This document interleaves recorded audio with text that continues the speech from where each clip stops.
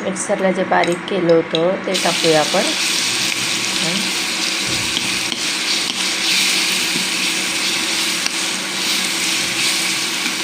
छान परतवून घेऊ त्याला.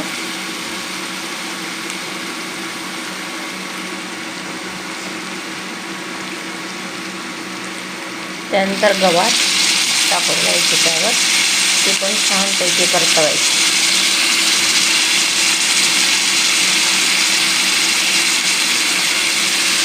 गवारला कधी बॉईल करायची नाही, आधी शिजवून घ्यायचं नाही. चिरून त्याला फ्राय करून छान तेलातच होऊ द्यायची. एका वाफेमध्ये छान परतवून घ्यायची तिला.